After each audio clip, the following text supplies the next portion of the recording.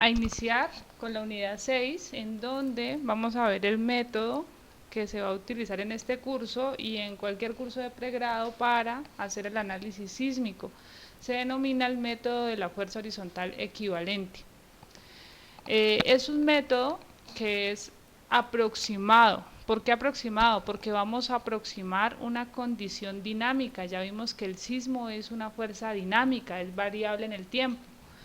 Pero pues también dijimos la forma de analizar, de hacer el análisis de estos casos dinámicos es tedioso, no tenemos hasta estos cursos las herramientas suficientes para hacer esa solución. Así que vamos a ver un caso más sencillo en el que simplemente ese caso dinámico se va a simplificar en un estático.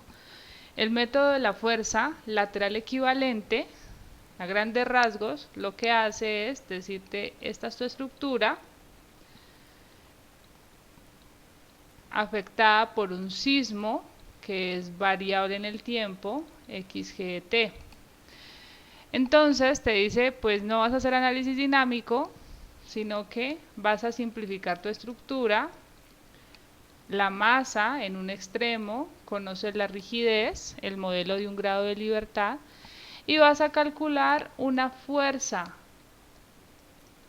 horizontal equivalente, que esa fuerza horizontal equivalente es una fuerza inercial, está en función de la masa de la estructura y está en función de la aceleración del sismo, pero esta aceleración del sismo en función del espectro de respuesta, el espectro de diseño mejor. ¿Listo? Entonces ese es a grandes rasgos, que es lo que vamos a ver hoy, el funcionamiento del método de la fuerza horizontal equivalente. Vamos a ver primero en qué estructura lo podemos utilizar, porque él tiene restricciones, ya que es un método aproximado. La condición es que entre más regular sea tu estructura, entre más fácil, entre comillas, de solucionarla, de analizarla, puedes utilizar el método. Si tu estructura se vuelve irregular, entonces este método no va a dar resultados tan exactos al real, así que no es tan recomendado. Primera condición, lo vas a utilizar en todas las estructuras regulares e irregulares. ¿Listo? Entonces todas las estructuras regulares e irregulares. Aquí no hay restricción. La única condición es que estés en una zona de amenaza sísmica baja. Entonces, ¿por qué no hay condición o por qué no le interesa la regularidad de la estructura? Pues porque en una zona de amenaza sísmica baja vimos que las aceleraciones y velocidades pico efectivas son muy pequeñas, o sea, la fuerza sísmica no genera un efecto tan nocivo en la estructura como en una zona de alta sismicidad. Entonces, en cualquier región, en cualquier municipio del país, en donde estés con zona de amenaza sísmica baja, puedes utilizar este método sin ninguna restricción de regularidad, irregularidad y en altura. No importa, lo puedes utilizar. Vamos subiendo a una zona de amenaza sísmica intermedia. Entonces ya el sismo empieza a adquirir un poquito de importancia y la condición es, igual que el caso anterior, lo puedes utilizar en estructuras regulares o irregulares, pero que solamente pertenezcan al grupo de uso 1, o sea, una estructura de uso normal. Si vas a diseñar un colegio, ya no puedes, si vas a diseñar un hospital, no puedes, una gradería al aire libre, no puedes. Entonces, digamos que ya empieza a colocar condiciones. Avanzamos más, dice, en cualquier zona de amenaza sísmica, o sea, se incluye la zona de amenaza sísmica alta. Entonces aquí ya está Popayán, o sea, está incluida zona de amenaza sísmica alta.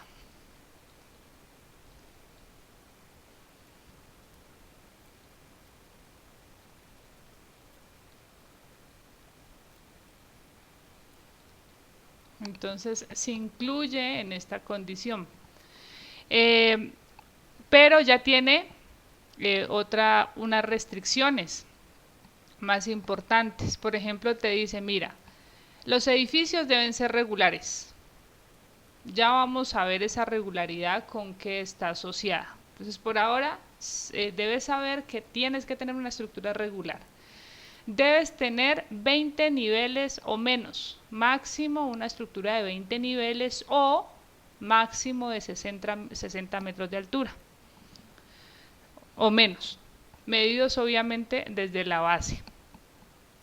Entonces ya aparecen dos restricciones si es que lo vas a utilizar en zona de amenaza sísmica alta.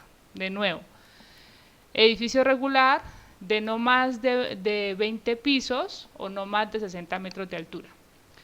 Pero no lo vas a poder utilizar, o sea, excepto en las edificaciones en lugares que tengan un perfil de suelo tipo D. Entonces, ¿qué pasa con Popayán? Que Popayán tiene suelos D y E. Entonces, ni suelos D, ni suelos C, ni suelos F. Entonces, aquí digamos que nos cierra la posibilidad hasta el momento de utilizar el método.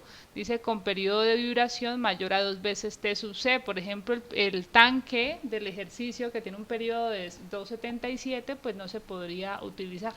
¿Listo? Aunque cumple que es una estructura regular, el tanque lo cumple, que es de menos de 20, de 60 metros de altura, lo está cumpliendo, pero el problema es el tipo de suelo y obviamente el periodo de vibración. Entonces, pues por ahí no podemos hacer nada. Vamos al siguiente. No habla para nada en la opción 4 del tipo de amenaza sísmica. ¿Listo? Entonces, digamos que se puede aplicar en la zona de amenaza sísmica alta. Pero ¿qué te dice? Deben ser edificaciones, pues la permite obviamente regulares y irregulares, que no tengan más de 6 niveles.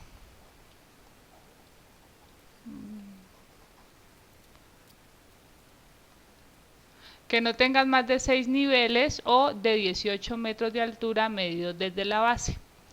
Entonces, si estamos en Popayán y queremos diseñar con el método de la fuerza horizontal equivalente, lo máximo que vas a poder diseñar va a ser un edificio irregular si quieres, que sería crítico, pero que no supere los 6 niveles. ¿Listo? O los 18 metros de altura. Entonces, estas serían las clasificaciones que hay que tener en cuenta, estas dos para zonas de amenaza sísmica alta o intermedia, zonas intermedias y alta. Esta está específicamente para zona intermedia y en zona baja, que es la más general. La última condición es un tipo de estructura que hay que saberla evaluar, o sea, verificar algunas condiciones para establecer si se puede cumplir. Se trata de estructuras flexibles que se apoyan sobre una estructura más rígida. ¿Listo? Pero para poder aplicar el método debes cumplir con los requisitos que se dan en la sección A32, 4.3 de la NSR 10. Entonces vamos a ver cuáles son esos requisitos. Una estructura muy flexible, para dibujarla rápidamente y que ustedes tengan una idea muy general de ella, sería por ejemplo una estructura soportada sobre un sistema de muros de un sótano. Entonces por acá tiene solamente muros. Entonces digamos que este sea un sótano o un semisótano para que tenga algo de altura libre. Entonces esos muros que tienen esa alta rigidez, pues si tú acá le colocas una cubierta, por ejemplo, una cubierta, esa cubierta es una estructura que es flexible y está apoyada sobre una estructura muchísimo más rígida a base de muros que estaría en el nivel de sótano. Las condiciones entonces para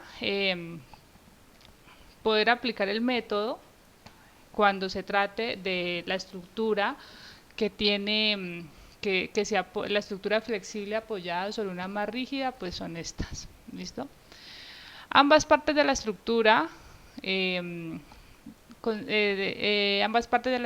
consideradas separadamente pueden ser clasificadas como regulares. ¿Listo?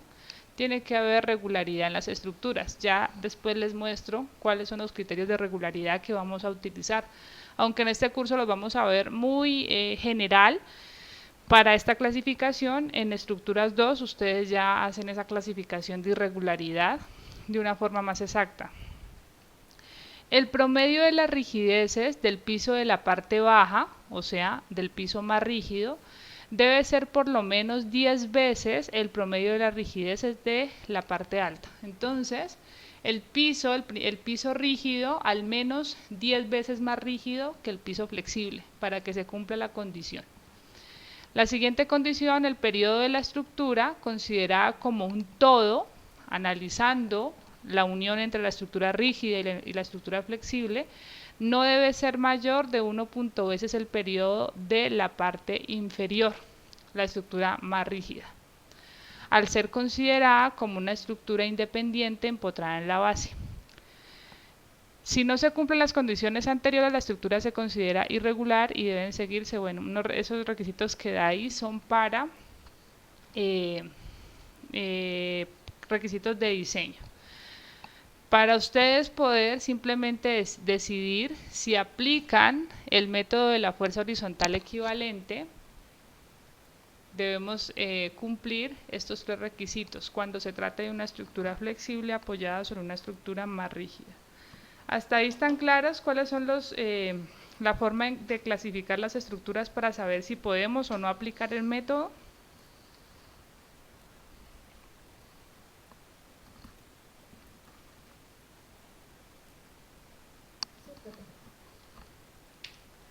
Muy bien, ahora vamos a ver cómo se fundamenta este método, en qué se basa, cuáles son las hipótesis. Muy bien, entonces lo primero que vamos a establecer es que este es un método que se basa en la magnitud y la distribución de las cargas con base en factores y expresiones empíricas. Vamos a suponer que el comportamiento estructural está controlado por el primer modo de vibración. ¿Qué es el primer modo de vibración? El que tiene cualquier estructura de esos péndulos que yo les llevaba a clase. Si tú tienes una estructura con la masa concentrada acá y la rigidez, la primera forma de la estructura a moverse va a ser de un lado hacia otro. ¿Listo?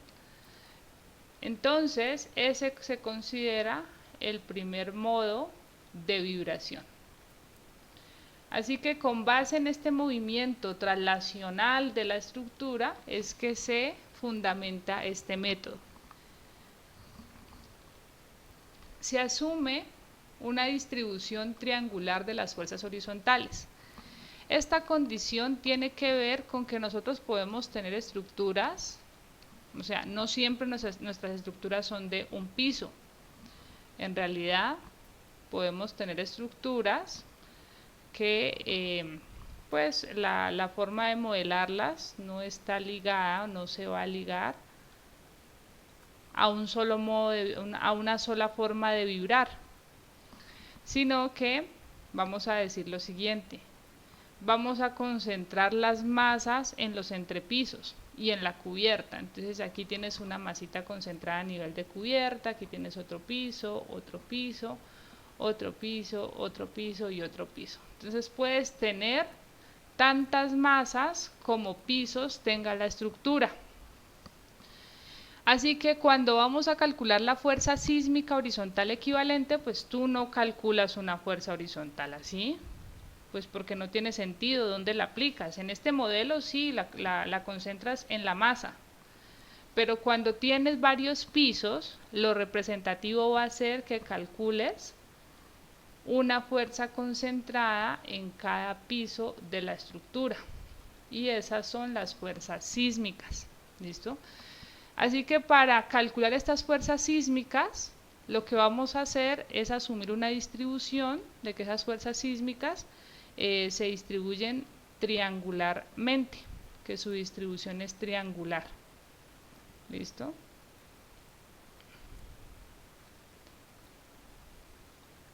Vamos a asumir esa distribución. Vamos a asumir no, así es como el método se fundamenta. Este procedimiento es el más general y el más usado siempre que tengamos estructuras regulares, ¿vale? Para poder hacer esta condición de distribuir masa, es muy bueno el método para las estructuras regulares, más no en las irregulares. Entonces, cuando tenemos estructuras irregulares o estructuras críticas localizadas en zonas de alta sismicidad, pues este método no es tan recomendable. Se recomendaría en ese caso hacer análisis dinámico, ya que es un análisis mucho más acertado con la fuerza que se está analizando, que es el sismo, que es una fuerza dinámica.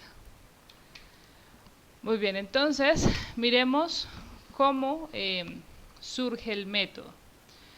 Como les decía, vamos a hacer la derivación del método utilizando un modelo equivalente de un grado de libertad, concentrando toda la masa de la edificación en el extremo libre del oscilador. Entonces, esta es mi estructura, así que esta masita que se va a mover, va a tener en cuenta la masa de la losa, digamos que esto sea una losa, más elementos no estructurales en la losa, masa de la losa,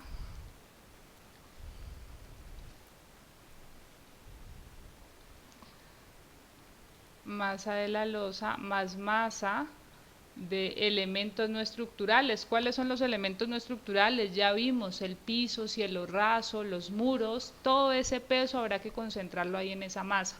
Más me hace falta más masa de las vigas, esa va toda, porque las vigas están concentradas en ese nivel, entonces más vigas. Y me faltaría el peso de las columnas o la masa de las columnas. Entonces aquí tengo masa de las columnas, así que esa masa de las columnas pues va a ser entre 2, ya lo habíamos visto en una unidad anterior. La mitad de la masa de las columnas se concentraría en ese extremo del oscilador y la otra mitad se va para la cimentación. Entonces, esa sería la forma de concentrar toda esa masa. ¿Listo? Para efectos de estructuras que tienen más de un piso, vamos a suponer que la masa más alejada es la más acelerada. ¿Qué quiere decir? Entonces, de nuevo, teníamos una estructura en la cual vamos a representar o a concentrar cada masa de los entrepisos en un nudo. ¿Listo? Entonces ese se vuelve nuestro modelo.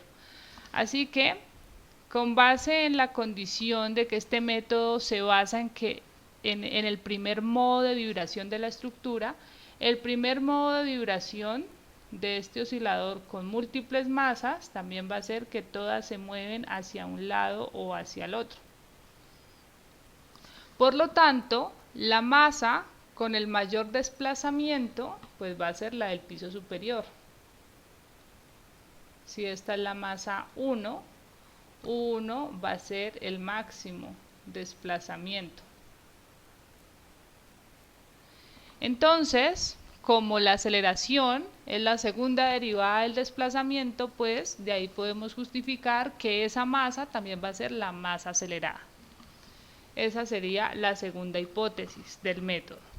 Entonces, esta es la primera hipótesis del método, segunda hipótesis del método. Muy bien, entonces, ¿qué vamos a hacer para calcular esa fuerza horizontal equivalente? Entonces aquí tenemos la fuerza horizontal equivalente, es la que queremos calcular. Esa fuerza horizontal equivalente, como estamos analizando un sismo que es dinámico, pues inicialmente podríamos decir es una fuerza que varía en el tiempo. ¿Ok? Porque pues este es un modelo dinámico, entonces tu oscilador va a ir vibrando en el tiempo con el sismo, así que esta fuerza también va a ser variable en el tiempo. Si ese fuera el caso, pues por concepto de rigidez, donde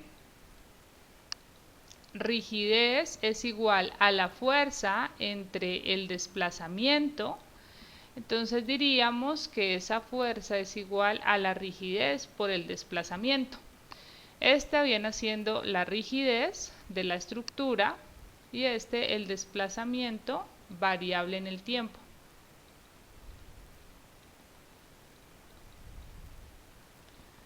Esa sería una forma de calcular esa fuerza.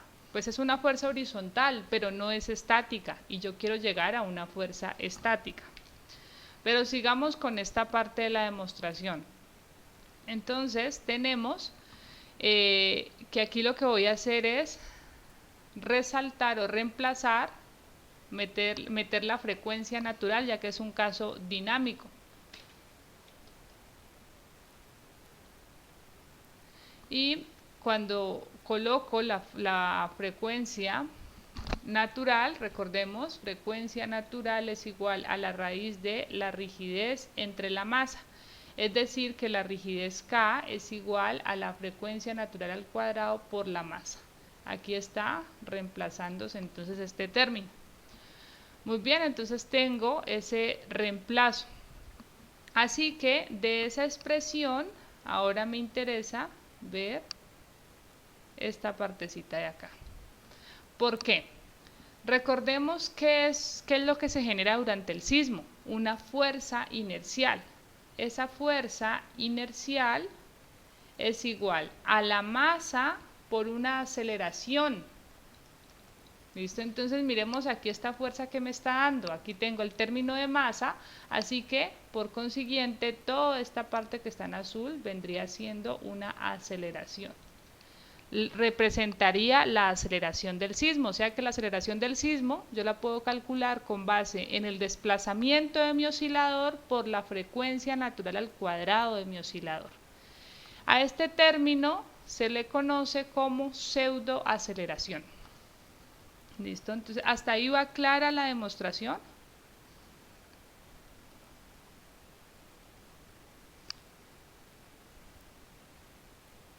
Sí, profe. Todo lo que hemos visto aquí, lo que estoy enseñando aquí, no es nada nuevo, lo hemos visto en unidades anteriores para hacer esta demostración, entonces ustedes ya manejan muchos de esos términos. Voy a borrar por ahora todos esos garabatos. Ok, entonces, reemplazo, digo, la fuerza, pues no es estática equivalente, es una fuerza dinámica equivalente, que es una fuerza inercial sería igual a la masa por la aceleración. ¿Cuál aceleración? La pseudoaceleración. Muy bien. Entonces, ¿qué pasa? Que habíamos dicho, mira, no vamos a hacer análisis en el tiempo. O sea, esto que está acá es hacer análisis en el tiempo, porque vamos a obtener una fuerza que va a ser variable en el tiempo. Una fuerza variable en el tiempo, entonces ese análisis no lo vamos a hacer. Habíamos dicho, nos interesa siempre los valores máximos, tanto de desplazamiento como de fuerza, nos interesa siempre el valor máximo.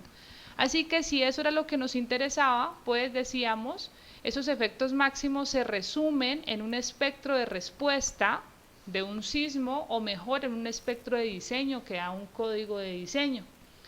Entonces vamos a utilizar nuestro espectro de diseño que nos da la NSR10.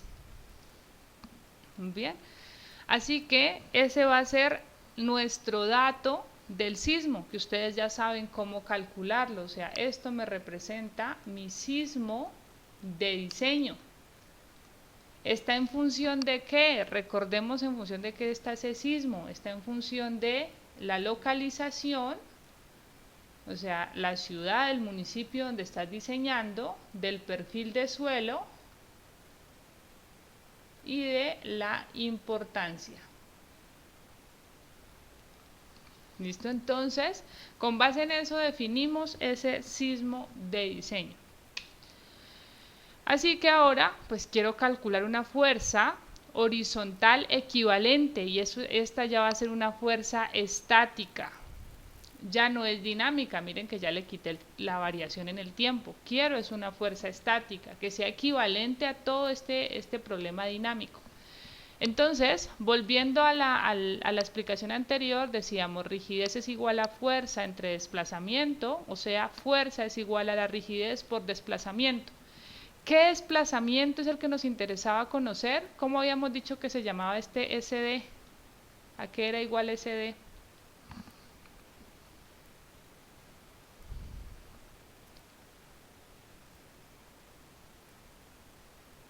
¿No se acuerdan?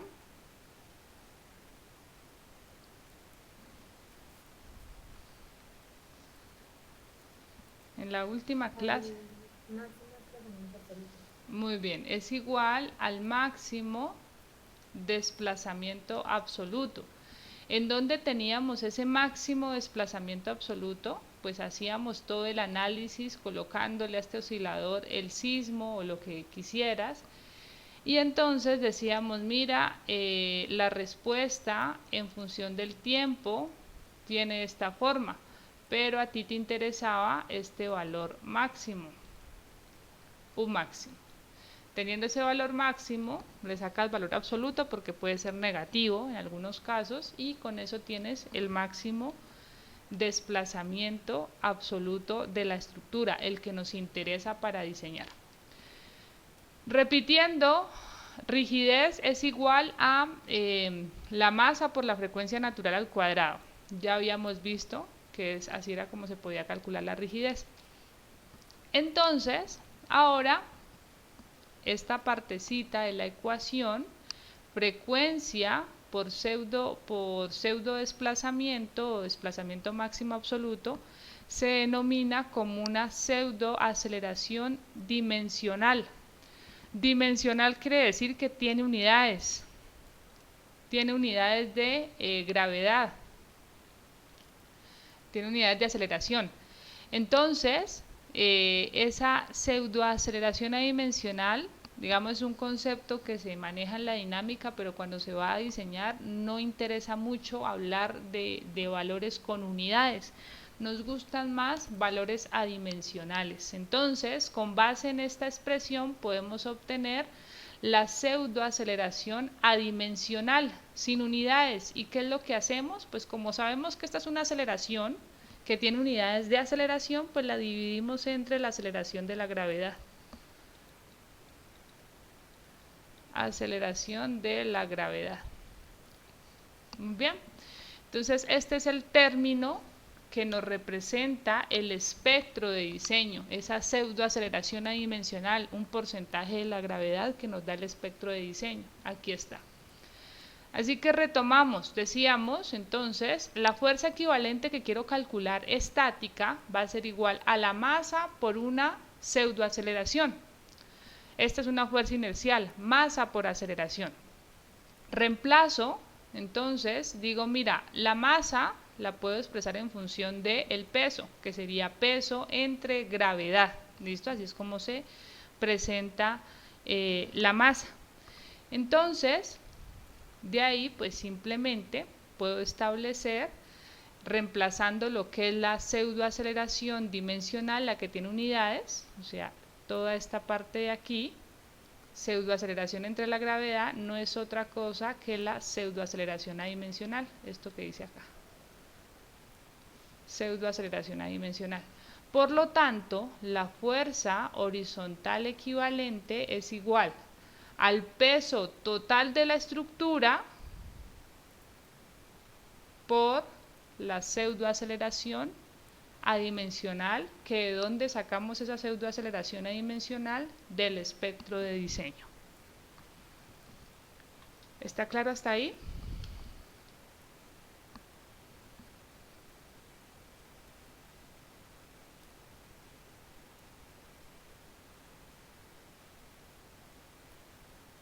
¿Preguntas? Profe, Dime. es que se cortó la última parte, no entendía y que dijo que de dónde se saca SSA. Ok, entonces, pues ya viste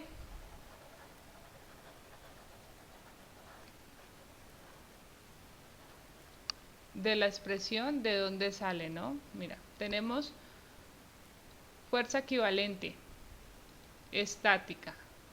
es una fuerza inercial, masa por pseudoaceleración, o sea, es esto que estoy presentando aquí. Entonces, esa pseudoaceleración dimensional, o sea, esto que tiene unidades, vengo y simplemente reemplazo que la frecuencia natural al cuadrado por el pseudo desplazamiento máximo es igual a esa pseudoaceleración adimensional. Y ahora digo, la masa la puedo expresar en función del peso. ¿Cómo? Como peso entre gravedad. Esto es igual a masa. Y una vez tengo esta expresión, entonces puedo decir, mira, si yo divido la pseudoaceleración dimensional entre la gravedad, pues viene siendo este último término, esto era PSA, lo divido entre la gravedad, pues esto no es otra cosa que la pseudoaceleración adimensional, que esa pseudoaceleración adimensional está en el espectro de diseño, ¿vale? Que es el que vamos a utilizar.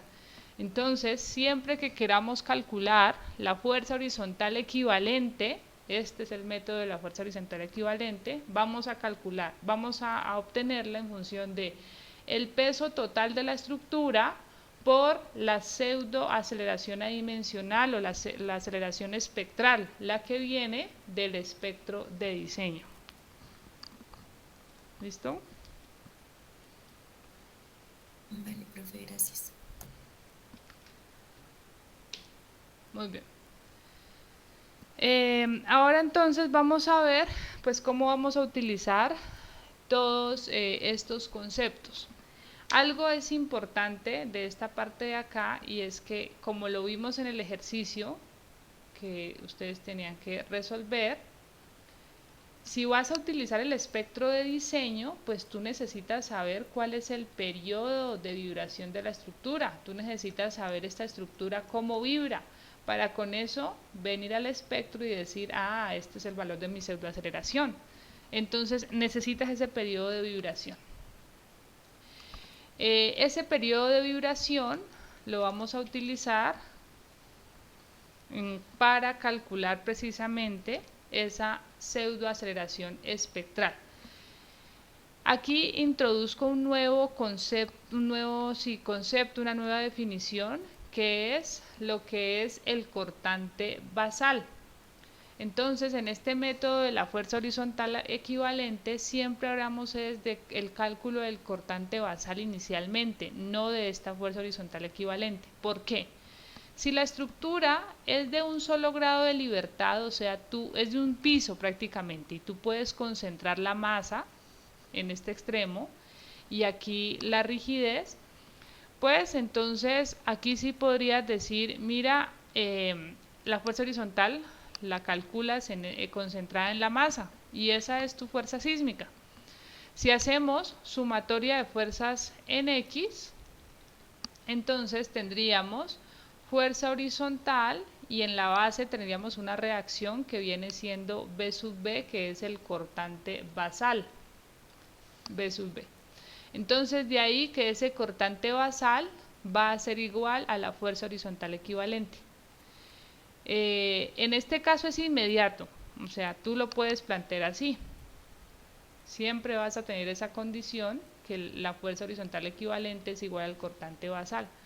Pero si tienes más pisos en la estructura, tienes 1, 2, 3, 4 pisos, por ejemplo, les decía, en cada piso concentramos una masa. ¿La masa de qué? La masa de la losa en cada piso, la masa de las vigas, el piso, los muros, cielo raso, toda esa masa que se pueda concentrar en cada piso.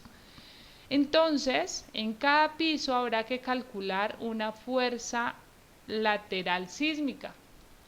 F1, F2, F3, F4. Así que hasta este momento yo no les he dicho cómo se calculan esas fuerzas horizontales y tenemos varios pisos. Entonces no se sabe. Pero ¿qué sí sabemos de esta condición? Bueno, si yo hago equilibrio de fuerzas en X, entonces aquí tengo la reacción que viene siendo mi cortante basal. Y podría establecer sumatoria de fuerzas en X igual a 0. Entonces, que F1 más F2 más F3 más F4 menos el cortante basal son iguales a 0. Es decir, que el cortante basal sería igual a la sumatoria de las fuerzas horizontales de todos los niveles, desde I igual a 1 hasta N, donde N es el número de pisos. Eso sí lo puedo establecer, pero de nuevo, en este punto, usted no sabría cuánto vale cada una de estas fuerzas. Esto es una incógnita, pero esto sí lo conoces. Entonces, para volver el método más general, por eso es que hablamos de inicialmente calcular el cortante basal y no la fuerza horizontal equivalente, sino que teniendo ese cortante basal ya tú podrás calcular las demás fuerzas. Entonces, ese cortante basal, pues, como es igual a la fuerza horizontal equivalente, y la fuerza horizontal equivalente dijimos es igual al peso de la estructura por la pseudoaceleración adimensional, el cortante basal pues se calcula de la misma manera. El peso de la estructura, ustedes ya están en condiciones de calcular cualquier peso de cualquier estructura, entonces en ese no hay problema. Y la pseudoaceleración también, ya vieron cómo elaborar el espectro de diseño y cómo se utiliza. Pues calculamos el periodo de vibración del modo fundamental de la estructura, y con eso vamos al espectro y establecemos cuál es esa pseudoaceleración. Reemplazamos, multiplicamos por el peso y ya tenemos el cortante basal, que es la primera parte que hay que calcularle a cualquier estructura para aplicar el método de la fuerza horizontal equivalente. ¿Qué pasa? Pues que entonces la pregunta es, ¿y cómo calculo ese periodo de vibración? ¿Por qué es la gran pregunta? De nuevo, todo lo que ustedes han visto en este curso conmigo en respecto a la dinámica está basado en un modelo de un grado de libertad, donde fácil, aquí el periodo de vibración de la estructura era igual a 2pi raíz de masa entre rigidez. Muy bien, pero ¿y en este? ¿Cuál es el periodo de vibración si tengo 4 masas, M2 y M1, y tengo 4 rigideces asociadas a cada piso, K1, K2, K3 y K4? Pues ahí digamos que no se sabría, no con la teoría que yo les alcancé a dar de la dinámica en este curso. Para calcular este periodo de vibración con conceptos de dinámica, pues habría que ver el curso de dinámica mucho más extendido para poder llegar a las expresiones y calcular ese periodo de vibración. Entonces no tenemos ese dato. Lo podríamos hacer para un modo de vibración, ¿listo? Que es lo más sencillo. Pero para múltiples grados de libertad, o sea, múltiples modos de vibración, ya no tenemos la metodología. Muy bien, pero la norma eso lo sabe. ¿Qué sabe? Que este método de la fuerza horizontal equivalente es un método estático aproximado, o sea, es estático, ¿aproximado a qué? A una condición dinámica. Entonces no tiene lógica que nos mande a calcular, a hacer el análisis dinámico para calcular el periodo y luego venir y reemplazarlo en este método aproximado estático. No tiene sentido. Y la norma lo sabe, así que, ¿qué es lo que nos dice? Nos va a dar metodologías para calcular un periodo inicial aproximado, sin que hagas análisis dinámico. ¿Listo? Entonces, esta metodología está en el A4.2, que entre otras cosas, en ese capítulo de la NSR 10 está resumido todo el método de la fuerza horizontal equivalente que vamos a ver en esta unidad. Así que la norma nos soluciona esa parte. Dice, no te preocupes, no tienes que hacer análisis dinámico, vas a calcular un periodo aproximado. Y nos da dos expresiones iniciales para empezar con ese cálculo. ¿Por qué lo necesitamos? De nuevo, porque es requisito para poder utilizar el espectro de diseño. Si no sabemos cómo vibra la estructura y no podemos en este momento hacer un análisis dinámico, pues ahí moriríamos, no tenemos nada más que hacer. Así que la norma nos soluciona eso. Entonces, las dos expresiones que presentan son las que están viendo en pantalla. Iniciamos con la más sencilla. Me dice, mira, ese periodo aproximado es igual al 10% del número de pisos. N es igual al número de pisos. De ahí que siempre yo les mencionaba, si tenemos una estructura de 3 pisos, el periodo de vibración es de 0.3 segundos, o si es de 4 pisos, de 0.4 segundos. Está ligado a esta expresión que es la más sencilla, pero tiene limitaciones.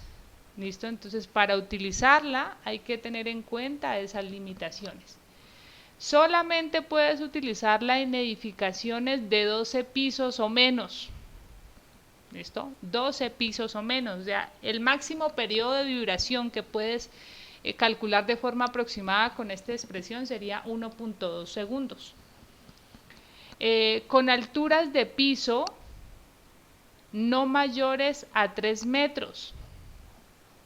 Y cuyo sistema estructural, ustedes ya saben cuál es el sistema estructural de resistencia sísmica, está compuesto por pórticos resistentes a momento en concreto reforzado o en acero estructural. Entonces, solamente vamos a utilizar esta expresión si tenemos máximo 12 pisos,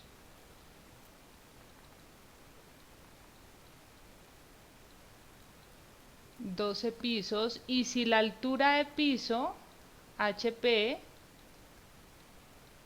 en todos los pisos es menor a 3 metros. ¿Listo? Se tiene que cumplir eso. Y que obviamente el sistema de resistencia sísmica sea de pórticos, en concreto o en acero. Entonces, si yo les menciono un sistema de muros, pues ese ya no aplica aquí. No puedes calcular el periodo aproximado para un sistema de muros con este sistema, con esta expresión, porque está limitado a pórticos. Si les aparece muros, si les aparece un sistema combinado, un sistema dual, esta expresión no la utilizamos. Pero pues tenemos estructuras que son a base de muros, así que la norma tiene que solucionarnos eso, muy bien.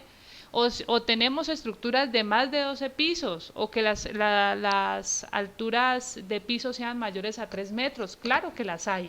¿Listo? Hay estructuras que tienen niveles interiores de 4 metros, si son estructuras de uso comercial, por ejemplo, necesitan grandes alturas. Entonces, cuando sucede eso, pues la norma te dice, mira, te voy a dar la ecuación 2. Es un periodo aproximado, también fácil de calcular, que depende de dos coeficientes. Estos coeficientes C sub t y alfa están en función del sistema estructural. Y H viene siendo la altura total del edificio. Entonces nos da todo, o sea, ya podemos con seguridad iniciar el cálculo de la estructura sin ningún problema. ¿Hasta ahí está claro?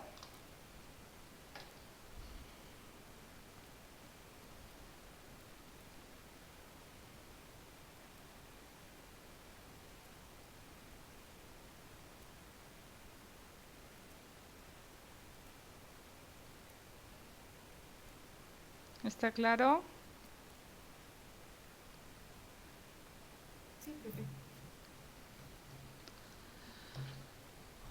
Muy bien. Más adelante vamos a ver, descartar, cómo se calcula, sí, más adelantico, ese periodo, esa segunda expresión. Entonces ya sabemos de qué depende, o sea, empezamos con esta, si no es posible esta, pasamos a la segunda. Entonces, tenemos dos formas de calcular ese periodo para poder calcular la pseudoaceleración con el espectro de diseño. Luego, ¿qué dice la norma? Mira, yo te di un periodo aproximado para que pudieras iniciar con el método de la fuerza horizontal equivalente. Ahora, ¿qué te voy a pedir? Un segundo paso. Una vez tú dimensiones, es decir, dimensionar es colocar las secciones transversales para ya criterios de rigidez, para criterios de resistencia, cuando ya tu estructura esté ya bien modelada y analizada, vas a calcular nuevamente el periodo de vibración con la ecuación A42. Miren esta forma de esta ecuación. Es una ecuación ajustada al caso dinámico. El periodo dinámico se calculaba como 2pi raíz de masa entre rigidez.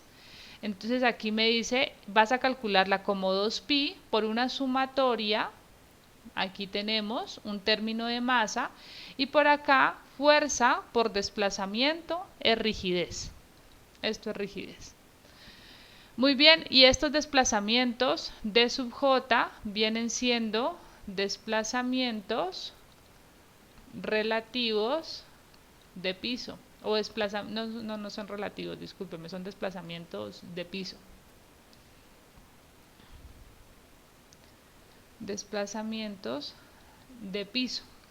Entonces, ¿qué tienes que hacer aquí? Ya aplicaste el método de la fuerza horizontal equivalente, o sea, con esto tú arrancaste, calculaste la pseudoaceleración, con la pseudoaceleración calculaste el cortante basal,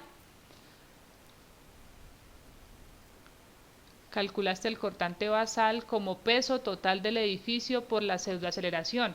Y con esto fuiste y calculaste las fuerzas sísmicas, que eso lo vamos a ver más adelante, cómo se calculan, y luego hiciste análisis estructural, análisis y diseño. Entonces ya sabes que tu estructura está ok, así que ahora te devuelves y con esa estructura ya dimensionada, entonces ya quedó tu estructura. Aquí por ejemplo pongo un modelo plano. Entonces ya está totalmente dimensionada. ¿Qué vas a hacer? Pues tú calculaste estas fuerzas. Más adelante, como les digo, vemos cómo calculamos estas fuerzas. F1, F2, F3, F4. Entonces esto va a ser un dato. ¿Qué vas a hacer? Con el mismo análisis estructural, tú puedes determinar este pórtico cómo se desplaza. ¿Listo? Entonces, aquí tienes estos desplazamientos delta sub j.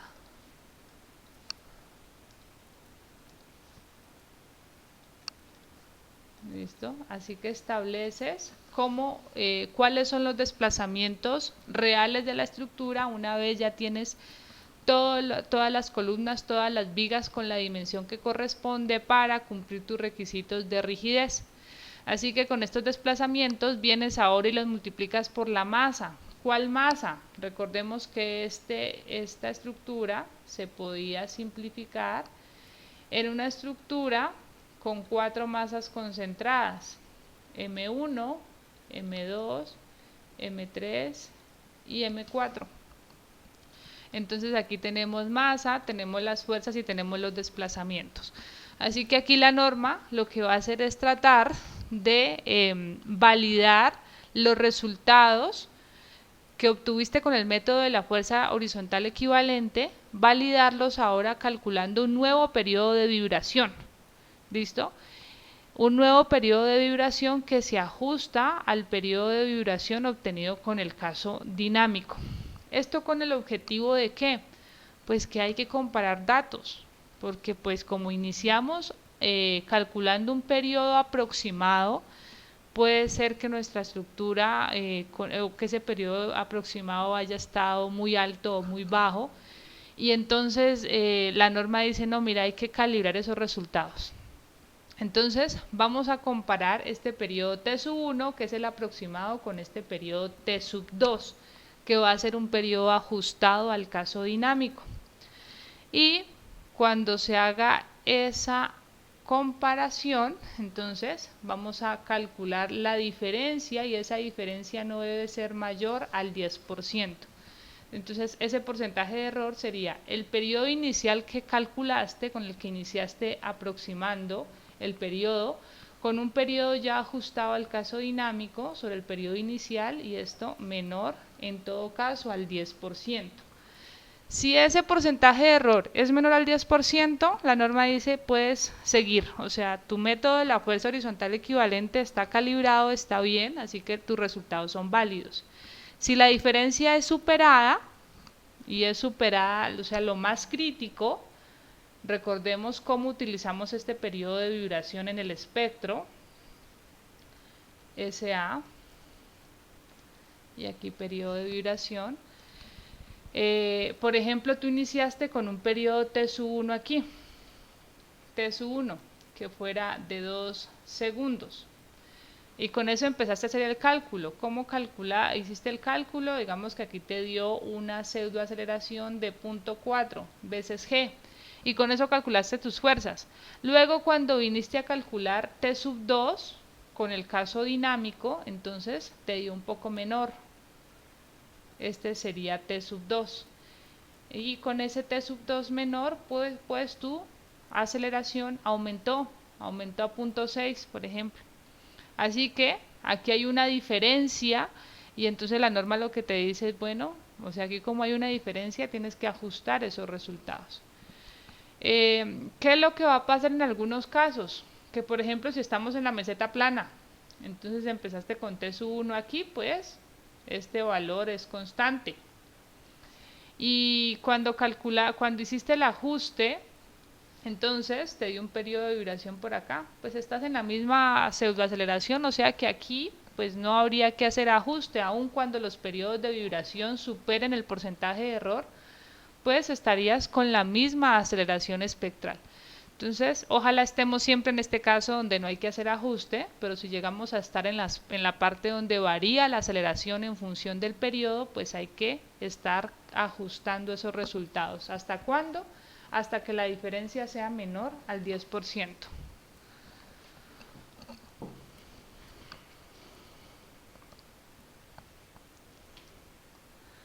Muy bien, entonces yo les había mostrado la expresión inicial para calcular el periodo aproximado, simplemente les había dicho, está en función de la altura total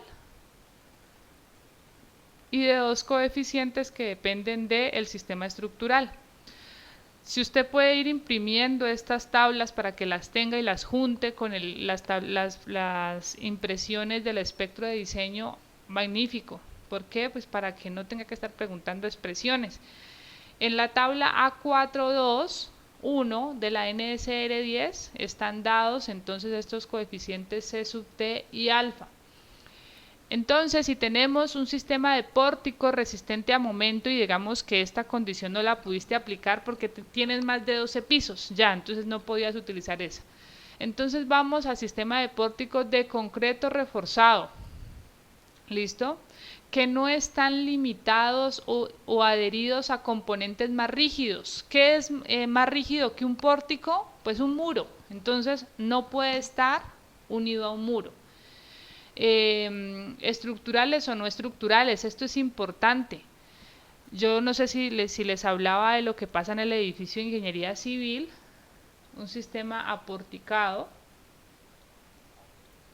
Tú solamente tienes que ver vigas y columnas.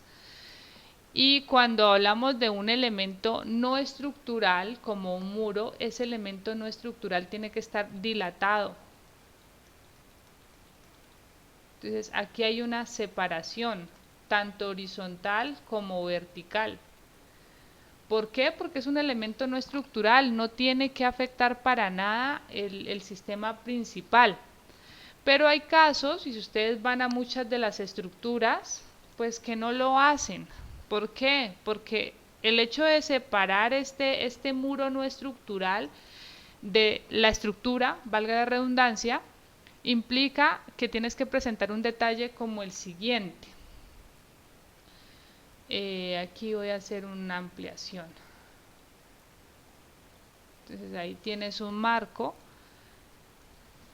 Si este es el paño del muro, y que sea un muro de ladrillo normal, pues como no lo puedes unir a las columnas y a las vigas del sistema estructural principal, tú tienes que diseñarlo aparte. La norma obliga a que esto hay que diseñarlo aparte. Entonces digamos que lo diseñamos como un sistema confinado. Así que confinado nos obliga a confinarlo tanto horizontalmente como verticalmente. Verticalmente le colocamos columnetas, que estas columnetas tienen una sección transversal pequeña, 12 centímetros, que es el espesor del ladrillo, y acá podemos tener 20 centímetros. ¿Listo? Esto hay que diseñarlo. ¿Listo? Esas dimensiones hay que diseñarlas, y el acero que tiene esa columneta también hay que diseñarlo. Pero lo que quiero que quede claro es, esta es la condición ideal. Tú separas la estructura principal, los pórticos de resistencia sísmica, los separas de los muros no estructurales. ¿Para qué? Porque es que la norma te dice, o sea, si es un sistema porticado, no puede estar unido a un elemento mucho más rígido, y ese muro es más rígido que el pórtico. Así que esta es una inversión mayor en el que se te va a ir más concreto, se te va a ir más material. Entonces, ¿qué hacen usualmente en obra, y aun cuando en los planos estructurales va especificado que no pueden unir? Pues lo unen. Entonces te pegan el ladrillo a las columnas. Y inmediatamente pasa eso, pues ya esto no es un sistema de pórticos, porque el muro va a trabajar cuando llegue el sismo, ese muro va a trabajar horizontalmente, y esa no era la condición con la que se había diseñado. O sea que ese sistema ya no es de pórticos, es un sistema combinado, y combinado con un muro que, entre otras cosas, sería un muro con una baja rigidez comparado a uno de concreto, se va a partir rápidamente. Así que este caso no es sísmicamente permitido, este sí es permitido. Y la condición es esa: se tiene que dilatar los elementos no estructurales de la estructura principal de resistencia sísmica. Ahí cierro paréntesis, que esa era una condición que es importante que ustedes la manejen y se lleven ese concepto como profesionales. Entonces, en este caso, simplemente si tienes un pórtico en concreto, pues el C sub t es igual a 0.4 y alfa, que es el exponente, es igual a 0.9. Si también tienes un sistema de pórticos resistentes a momento, pero de acero estructural, C sub t igual a 0.072 y alfa igual a 0.9. Dame un momento.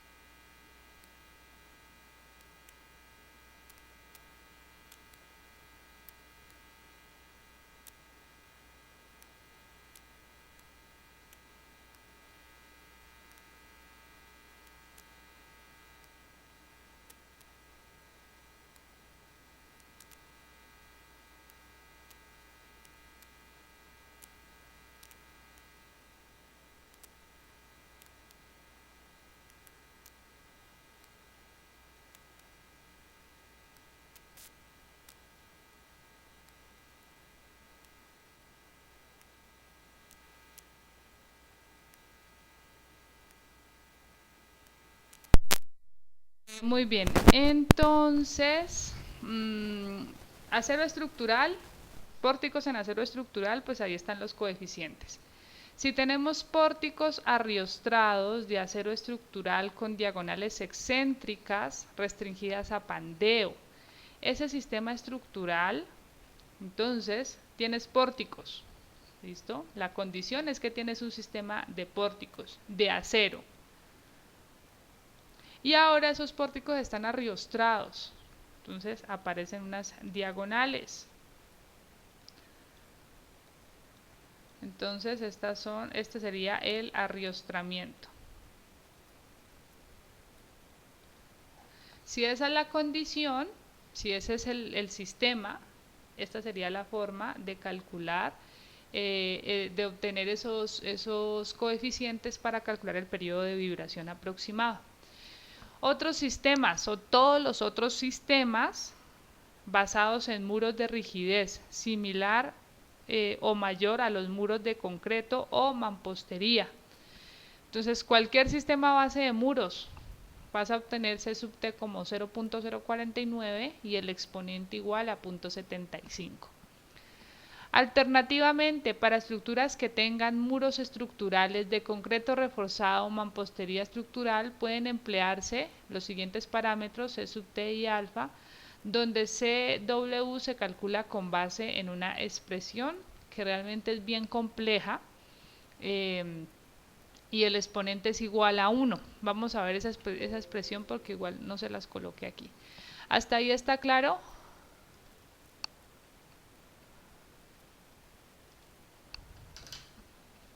Sí, profe. Miren, entonces, de la NSR10, el método de la fuerza horizontal equivalente está en el A4. Ustedes, o sea, yo lo recomiendo imprimir, aquí tienen todas las expresiones. Me inicia indicando cómo calcular el periodo de vibración. Este sería cuando ya hiciste el diseño, el dimensionamiento de la estructura y hay que validar ese periodo. Este es un periodo que se calcula más para el caso dinámico, o sea, esta partecita aquí si no es, miran lo que yo les he mostrado nada más. Aquí está el periodo de vibración aproximado y la tabla que les estaba mostrando. Y aquí está la forma de calcular ese SW. Entonces es bien compleja. Si me preguntan personalmente, nunca lo he calculado así. Básicamente porque siempre hago análisis dinámico y cuando hago el método de la fuerza horizontal equivalente es para una verificación que pide también la norma cuando uno hace el análisis dinámico.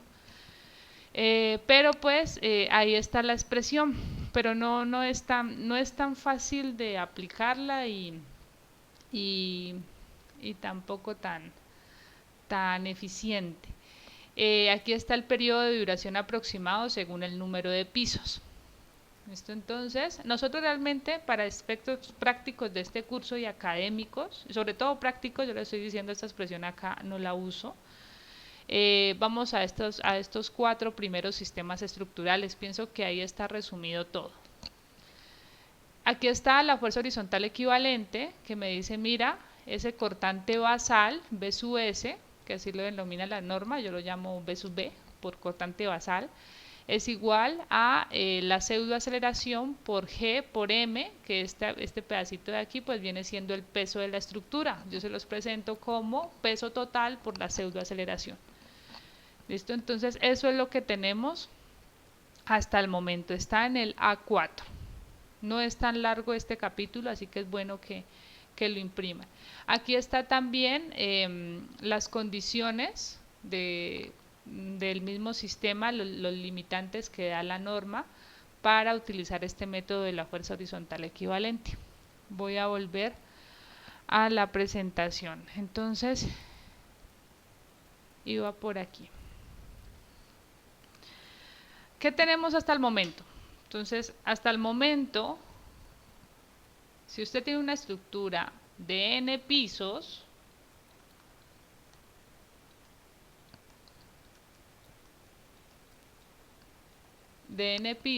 en la que en cada piso vas a concentrar la masa asociada a lo que está concentrado en cada piso.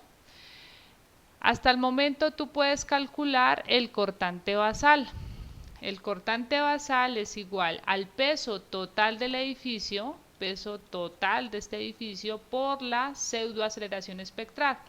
La pseudoaceleración, entonces, la obtienes del espectro de diseño y la vas a obtener calculando un periodo aproximado inicialmente.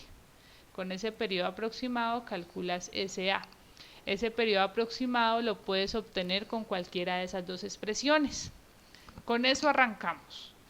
Luego habrá que calcular, habrá que estimar el periodo de vibración con una expresión que está ligada a la forma en que se calcula el periodo dinámico, masa por unos desplazamientos al cuadrado sobre rigidez por, fuerza por desplazamiento.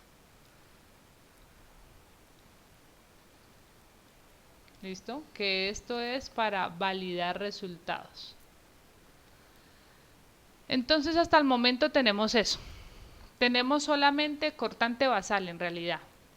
Pero yo necesito para el diseño y para el análisis establecer cuáles son las fuerzas en cada entrepiso. Si es de un piso, pues es igual al cortante basal. Pero si es de varios pisos, pues ya no. Entonces vamos a ver cómo se obtienen estas fuerzas horizontales equivalentes para n niveles.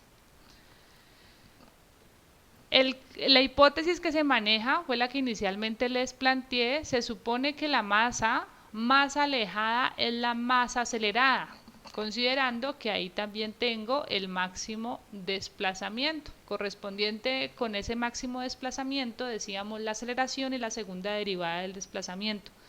Entonces, en ese caso, pues esta hipótesis es totalmente válida. La masa más alejada es la más acelerada. Y esa hipótesis la vamos a utilizar para repartir la fuerza cortante basal en los diferentes pisos. Entonces, voy a calcular esa fuerza cortante basal en los diferentes pisos que voy a llamar F sub I. F sub I está asociada a una aceleración A sub I de esta masita M sub I. O sea, donde I indica que estamos en el piso I. Ahí. Muy bien. Entonces, se inicia planteando una forma de esa aceleración en el piso I. Esta sería, aquí dice, aceleración del piso I. Esa expresión está ligada a esta forma en la que se está deformando la estructura. Hay un coeficiente C sub 1, está en función de un coeficiente C sub 1 por la altura medida desde la base, esta altura, hasta el piso I. Altura del piso I desde la base.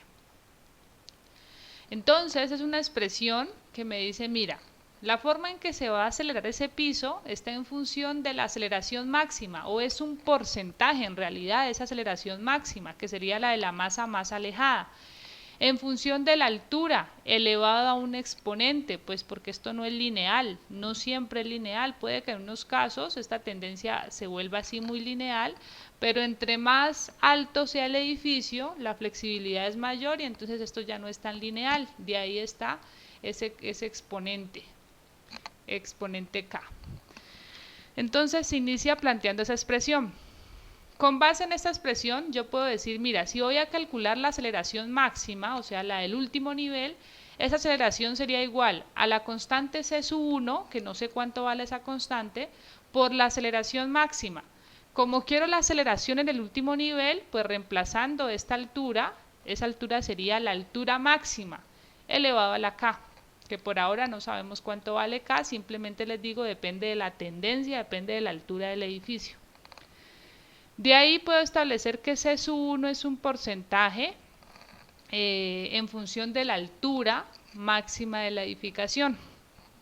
Bien, simplemente despejamos de ahí, se me cancela aceleración con aceleración. Y ya de ahí despejo C sub 1. Muy bien. Ahora planteamos que A sub i, reemplazando en esta expresión, reemplazo lo que es C sub 1, ¿listo? O sea, A sub i es igual a C sub 1, que es 1 sobre H máximo a la K por A máximo por H sub i a la K. ¿Listo? Es lo que se está presentando aquí. Simplemente se compactó.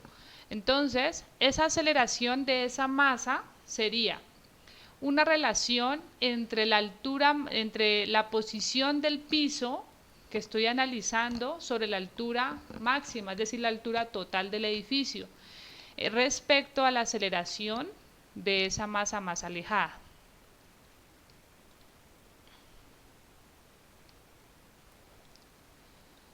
Okay. De ahí entonces que la fuerza lateral equivalente, con el concepto de fuerza inercial, donde fuerza inercial es igual a masa por aceleración, podría decir, la fuerza en este nivel va a ser igual a la masa de ese nivel por la aceleración de ese nivel, que ya sé cuánto vale la aceleración. Entonces reemplazo. Reemplazo primero lo que es la masa en función del peso.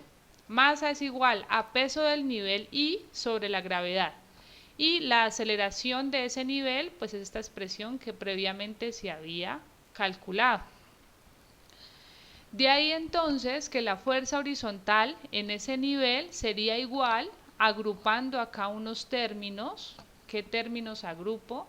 Pues lo que es aceleración entre gravedad por la altura máxima a la K, esto viene siendo C sub 2, por el peso del nivel I por la altura o la posición medida desde la base de ese nivel elevado al exponente K. Muy bien, entonces ahí solamente hice un reemplazo. Ya les había dicho que del cortante basal, decíamos, ese cortante basal es igual a la sumatoria de las fuerzas laterales en cada nivel. ¿Listo? Todos se tienen que ir acumulando y ese cortante basal va a ser el equilibrio de todas. Entonces reemplazo. Me quedaría que ese cortante basal es igual a C2. C2 es una constante. C2 por la sumatoria. Esto es lo que depende del piso I o de los pisos que tenga la estructura. Entonces aquí está, esto solamente sería lo que meto en la sumatoria. Entonces aquí está esta sumatoria. De ahí puedo despejar esta constante C sub 2, que sería igual a un porcentaje respecto al cortante basal. El cortante basal entre la sumatoria de los pesos o de las masas en cada piso por la altura de piso elevado a la K. Vuelvo y reemplazo de esta expresión. F sub i había dicho que era igual a C sub 2 por el peso de la masa I por la altura o la posición de la masa I elevado a la K. Entonces reemplazo C sub 2, vengo y lo reemplazo en la ecuación y me queda finalmente este término. Y agrupando algunos términos, o sea, sé que es un porcentaje, entonces saco aparte el cortante basal. Y C sub B, C sub B vendría siendo toda esta expresión. C sub Bx, no se ve. C sub Bx va a ser igual al peso del nivel I por la altura del nivel I elevado a la K, por la sumatoria de todos los pesos de la estructura por su altura correspondiente elevado a la K. O sea, esto es un porcentaje. Entonces, esas fuerzas laterales en cada piso se van a calcular como un porcentaje del cortante basal. El 100% va a ser el cortante basal. ¿Está clara esa demostración?